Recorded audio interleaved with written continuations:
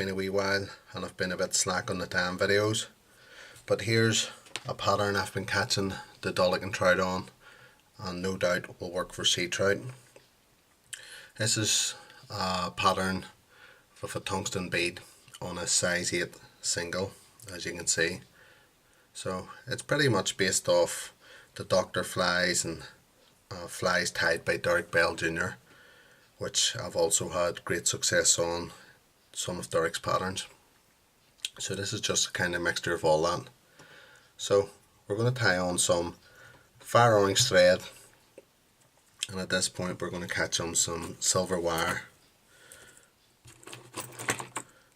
for the tag. So put the wire up inside the bead, bring this down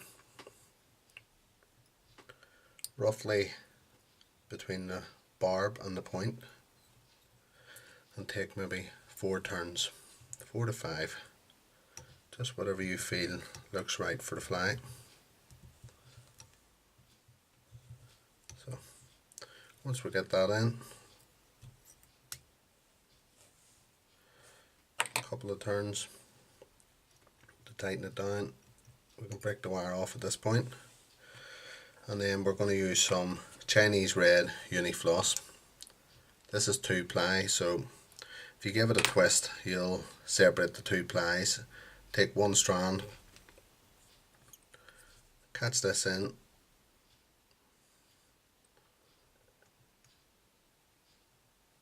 tighten it down, and then wrap this. Generally I'll wrap this just so it's just a tad thicker than the silver butt we've put on. So just like that. These are fishing flies, so they don't need to be perfect. No point spending hours tying flies when after a couple of casts they're going to be roughened up anyhow. So just come up, tidy up, come back down and stop at our tag. Now for the tail we're going to use golden pheasant crest feather.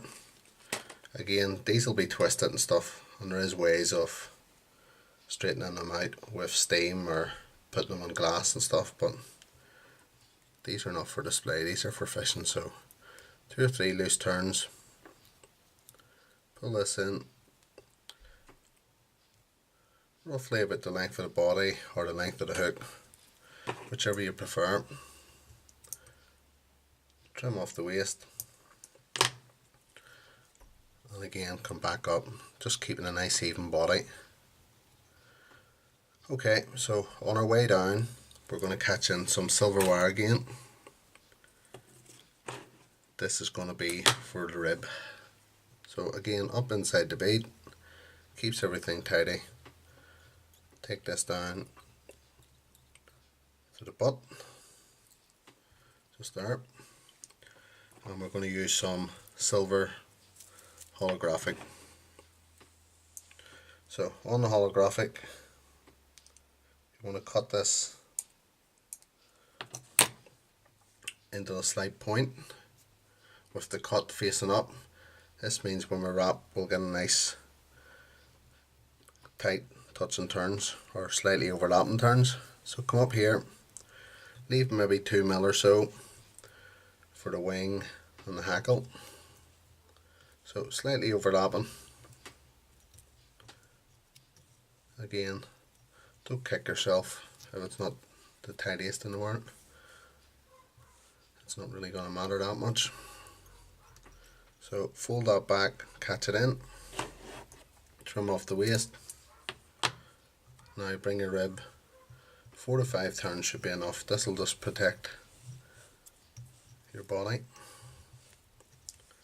Catch that in, hold your thread nice and tight, break off the wire.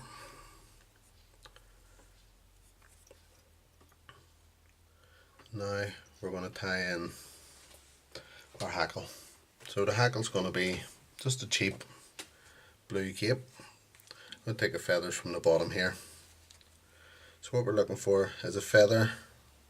When we bend it, the fibres are going to be roughly the length of the body to the tag, again thereabouts. Stroke all the fibres back, catch this in, 3 or 4 turns, fold it, come back up. If we hold the thread tight, we can break off that tip. This can be footery sometimes.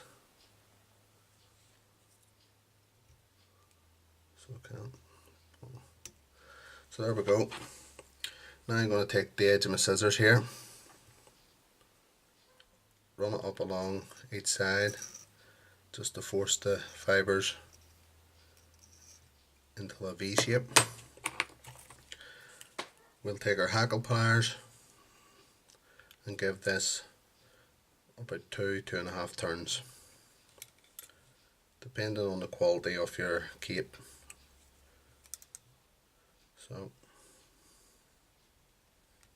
there we go, 2 turns,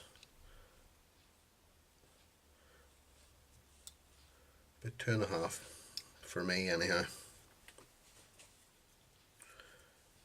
Roughly 3 turns, tighten that in and give it a couple outside of the hackle, trim off the waist, and now we're ready for our underwing or beard or whatever you like to call it. So for this I'm going to use some natural guinea fowl, maybe, I don't know, maybe 8 to 10 fibres in there. So we've got this. Handy thing about the singles, makes life a wee bit easier. This I'm going to aim to be just at the back of the hook. We can try and pinch this, give it a loop down, make sure it's in place, then we can start to tighten down that. At this point, trim off the waist,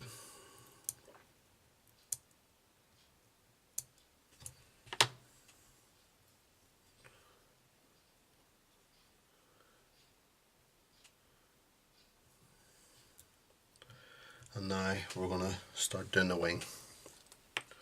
So for this I'm going to use a hot orange dyed crest, or not crest, tippet, golden pheasant tippets. Pull off the waist, roughly about a hook width. Then take your scissors, come in the middle, just in the middle here, cut that away. So we'll be left with this. We hold this up, we want this to be roughly in line with the silver tag, and then fold it slightly, nice soft loop, and then a couple of tight loops. Just give it a nice splayed wing. If you fold it, you can get it a lot more of a sort of wet fly wing. Once we get to this point, we can tidy up them cut ends. And now for our final part of the wing. For this, I've been using recently black bear. You could use black squirrel tail. I just like how soft the bear is. It's not as soft as Arctic fox. So hold the ends, pull away the fluff, and you can roughly strip out fibres to get it evened up. No need to stack this or anything. The wing I don't like to go too dark with. I like to have it sort of a wee bit translucent. And length, in around the tip or just past the tip of the crest for me is a nice profile. At this point, bring in your finger and thumb of your left hand, pinch it behind where you're going to tie it off. So we've got this, we're going to cut it off. We'll be left with this. So now we can catch this in. A couple of loose turns. At this point I like to press it down with my thumb just to spread it out and keep that sort of translucent look. And now we can come in a bit tighter and tidy up this area. At this point you can put a bit of dubbing over that. I've used some peacock dubbing like this. This is Spectrum. You can use a bit of that if you want it, or you can leave it as is. So I'll put a bit of dubbing on just while I've got it in my hand. Catch your dubbing on, take one turn and start to tighten up on it. There we go. At this point we're pretty much done, so take some varnish,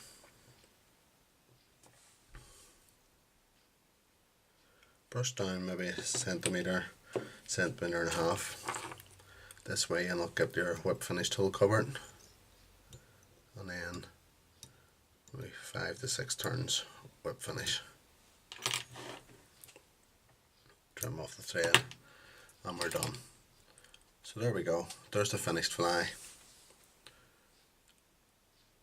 This certainly isn't the only fly to use, and as I said, check out Derek Bell Jr. as I've been catching most of my fish on his flies, and this is just a wee fly that's been bringing me the odd fish here and there. So give that a go.